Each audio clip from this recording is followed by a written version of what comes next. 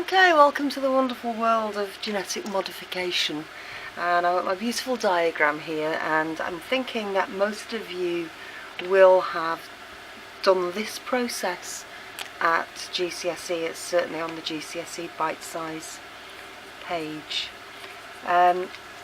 So first of all, just a word of warning. So I looked at lots of diagrams before making this video on Google, and I found all sorts of pictures of hybrid animals, sort of giraffes with zebra stripes, and you and I both know, because we're scientists, that if you take the whole principle of genetic modification is not to make some weird hybrid animal, it is to take a gene that codes for a protein from one organism and to put it into another organism so that that organism will make that protein. So can I just remind you about spider goats? They're not goats with 8 legs or goats with little turrets of 8 eyes on the tops of their heads, which would be freaky and cool. They are goats that make a protein that is normally made by the spider. That's what we're talking about, not some freaky Frankenstein stitched together monster. So the DNA is just coding for a protein. So the sort of overall process, and you need to know the enzymes for this, are to get a plasmid, which is this extra small circle of DNA. So we need to know, definition of a plasmid. So these are small circular DNA in bacteria, and these are not the bacterial genome, which is in the bacterial nucleoid. These are kind of carrying extra genes, and they're generally useful stuff, and the main ones that as genetic engineers we would be interested in would be their ability to carry antibiotic resistance, and that, as we all know, means that those bacteria will not die if treated with antibiotics. And there are a number of antibiotic resistance genes now carried on plasmids, and there are a number of antibiotics at our disposal. So sort of in terms of steps, we're going to isolate the plasmids so that what we've got is sort of a test tube of plasmids, and then we're going to isolate the gene out of the cell. So the protein that we want our bacteria to make, or to be in the plasmid, to make the protein that we want, we need to isolate that from the organism that contains it. So we need to get the cell with the DNA in it and isolate the DNA and isolate the gene of interest. Now there are various ways of doing that, so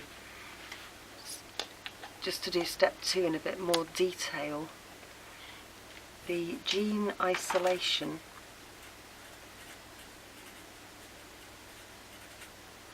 so that's this bit, getting the gene of interest. We can either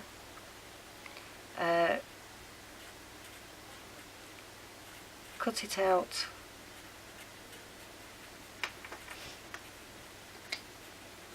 with a restriction endonuclease,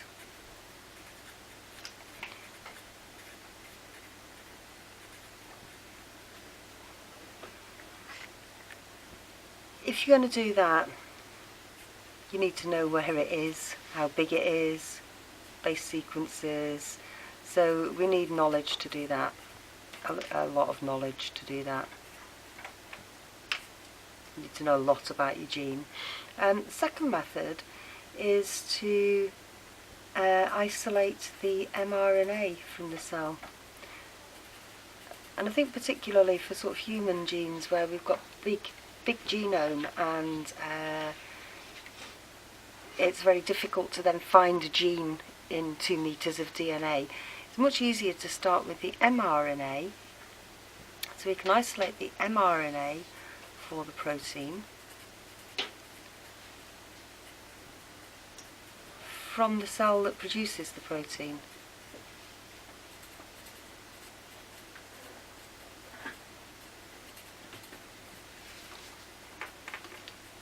And then luckily we have an enzyme that kind of, if you think about protein synthesis, you start with DNA and you do transcription,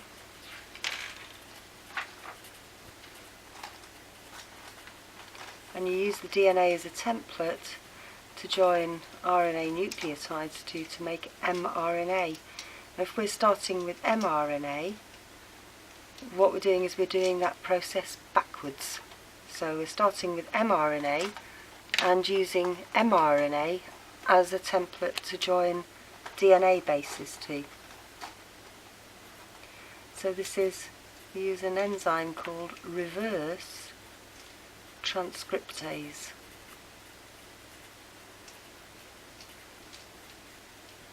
And it's important when you're writing about reverse transcriptase that you do refer to using the mRNA as a template in order to join DNA bases. So they're complementary pairs, and reverse transcriptase does exactly what it says on the tin. It links those nucleotides together opposite their complementary bases and makes a single-stranded DNA. So from that we get single-stranded DNA.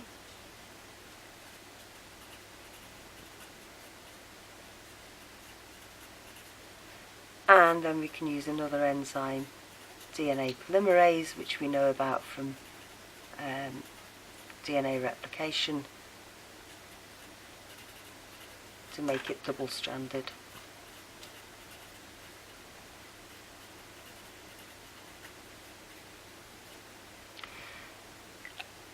Nevertheless, the principle is that you've got your gene, and when you've got your gene of interest, the one that you want to cut in, you then need to cut your plasmid with the same restriction endonuclease.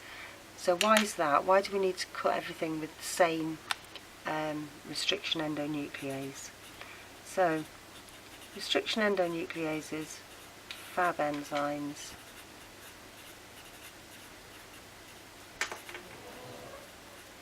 these are enzymes that cut DNA at specific base sequences. So actually they're hydrolyzing those sort of phosphodiester bonds between the sugar and phosphate.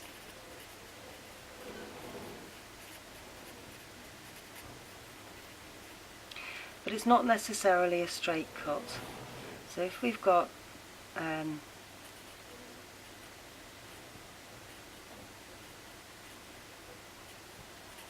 that base sequence that the enzyme recognises, it can make a straight cut across to give what we call blunt ends.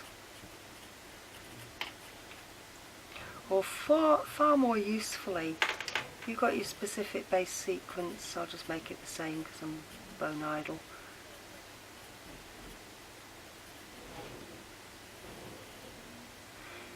Some of the restriction endonucleases make what we call a sticky end, which is possibly my favourite term in biology.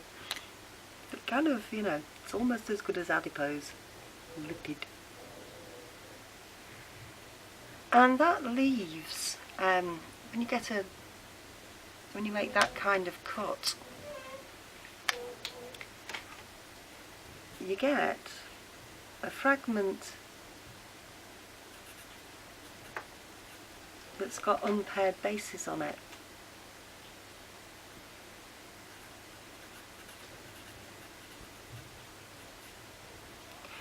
And then of course you've got the opposite on the other side, so you've got your CG unpaired T. And these unpaired bases are obviously complementary to each other. So if you cut your DNA with restriction endonucleases that leaves a sticky end, and you've cut something else with the same restriction endonuclease, the two sticky ends are complementary. Now that makes it an awful lot easier to stick together. So the idea here is that you want the same sticky ends. So DNA and plasmid DNA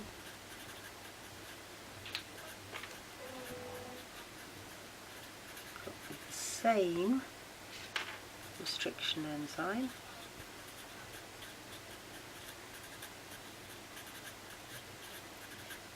Why do we do that?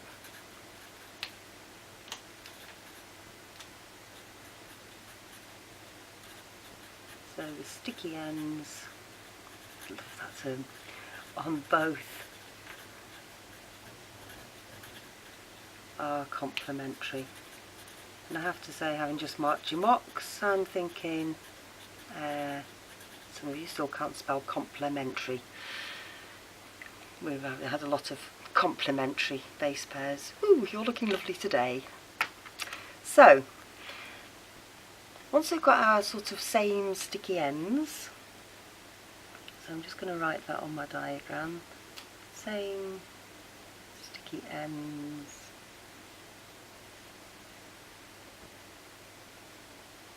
we need to then sort of, if you like, stick the gene into the plasmid. So we've got the plasmid and the DNA with the same, so they've got this complementary sticky ends, and then we're going to combine them together. And the enzyme that we use to combine them together is called DNA ligase. Now we tend not to say, oh, we're going to combine, join, glue. The correct term is that the gene is spliced. Now this is not Dr. Savile's favourite word. He thinks it's too similar to slice, but spliced means joined together. So the gene is spliced into the plasmid. So now we've got a recombinant DNA plasmid. So we've got DNA from two organisms, one from a bacteria, one from whatever it is, spider, human, tomato, and we've got the gene of interest, and that gene codes for a protein. So far so good. So what do you need to know? You need to know the restriction endonuclease enzyme is used to cut the DNA. You need to know what the reverse transcriptase enzyme does. You need to know this term sticky ends. You need to know why you use the same restriction endonuclease. You need to know this term splicing. And you need to know that the DNA ligase is the one that's going to splice it in. I'll just add that in. Spliced into plasmid using DNA ligase. You need to be able to kind of describe that basic process of making recombinant DNA. And I've been going 13 minutes now, so I'm going to do marker genes in the next video.